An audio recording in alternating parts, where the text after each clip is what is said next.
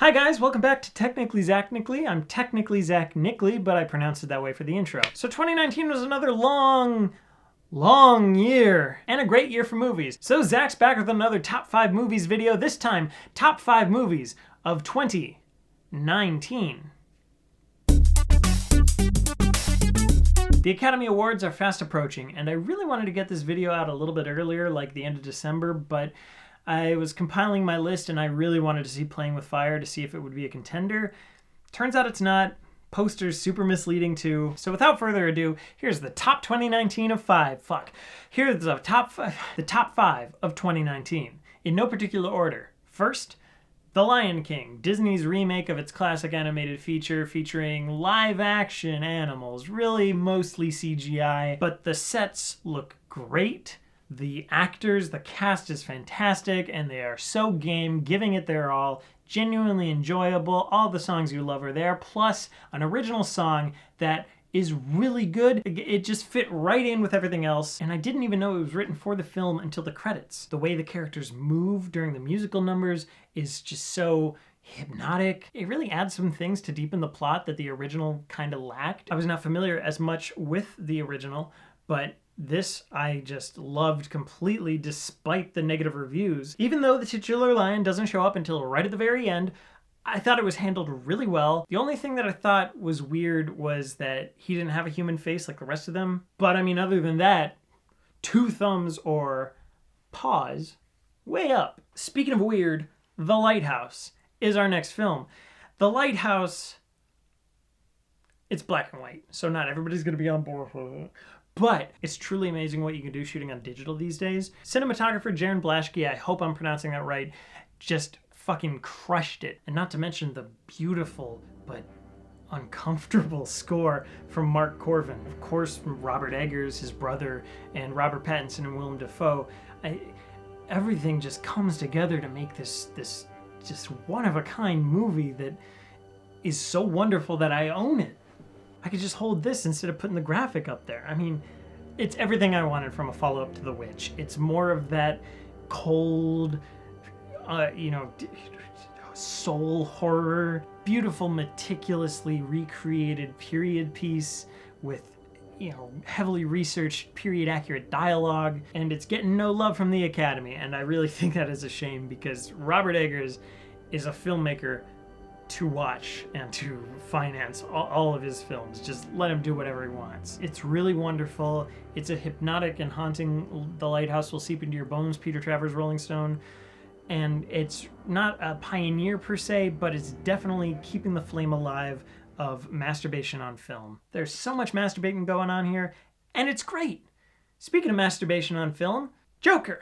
Now I know what you're gonna say, it's a comic book movie, but no big cartoon man punch big monster. No big cartoon man punch other big cartoon man. 5 stars. Yes, comic book movie, but production design. New York City, 1970s. Kill the rich. No green screen. No CGI. No big man punch other man, but then other man punch him even more. 5 stars. No lasers. 5 stars. Main man have green hair, but no have green skin. 5 stars. Green hair, no green screen. Green hair, no work on green screen. 5 stars. No green screen authenticity. 5 stars. Shot on film? Look like it, 5 stars. Sex jokes, always funny, big CGI, 5 stars. Our next film is Uncut Gems, another movie that I think is a masterpiece, but is not getting as much love as it should from the Academy. Like Joker, it stars a man mostly known for his comedy, and it's set in New York City in a period piece. No green screen, no CGI. Not a comic book movie though, so I can't stop thinking about Uncut Gems since I saw it. And I gotta see it again this weekend because I love it so much. And it really reminds me of my dad. He watches basketball scores a point or whatever. He hoots and hollers and I can hear from upstairs and I think there's an emergency, but it's just, a 2-pointer. But this movie made me want to watch basketball with my dad, and he also loves, rock collecting, and there's a little bit of that in the movie, and he's also a horrible gambler. And seriously, we all know Adam Sandler has it in him. And this is a movie that shows you that he has it in him. He should absolutely be winning Best Actor for this. that's the second biggest snub after the Lego Movie 2, the second part. You know, speaking of the Lighthouse, I saw the trailer for Uncut Gems before the Lighthouse, not for the first time, and I turned to my friend and I said, I'm so glad that I am seeing the Lighthouse right after this, because I need to see Uncut Gems right now, and I had also been waiting months and months for the Lighthouse to come out. You know, often a movie will get advertised and it hypes you up and, you know, you're excited for it, and it doesn't, you know, meet your expectations, or, you know, is a letdown. And it exceeded my expectations, and it made me so happy. The Safdie brothers are, again, some filmmakers to keep an eye on and just let them do whatever they want to do. This movie is incredible. And there's a big but.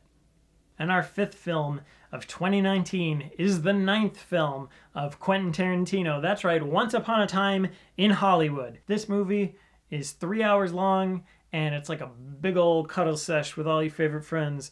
And it's just a real fun hangout movie with an incredible climax that even months later, seeing it a second time in the theater, the crowd had the same just juggernaut reaction to it. You laugh like nothing else. You laugh like, I don't even know what to reference. You laugh like a maniac. And seeing it the second time, you know, there might be some stuff you miss. You start to see connections between the thematic threads. You count the number of lines that women have. You count the number of lines the dogs have.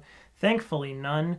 I hate movies with talking dogs, especially when there are also human beings in the movie. It's a pet peeve of mine, pun intended. Big points from me on that tip. As you can see, happy to write 0 right there. Women's lines, stopped counting, crossed it out, not important. It didn't matter because they were all well-written characters. I mean, seriously, the spoonful of cinnamon thing was more interesting than this. That's why YouTube is better at challenges than film Twitter. So there you have it. Top 5 films of 2019. Honorable shout out goes to Parasite for being another great movie, but didn't make the cut. Had to keep this video under 3 minutes. Don't forget to hit subscribe. If you forgot that you were already subscribed and you did hit subscribe, you're not unsubscribed, so just hit it again. Hit that like button, same thing as if you already hit it. Just, you know, make sure that it's blue. And then smash the comments down below to tell me your top 5 favorite movies of 2019. I'm technically Zach Nickley, but this is technically Zach Nickley. Good night. So Zach's back with another top time. Comic book movie, but big man no green man, no big man. Main man have green hair, but big man don't. Main man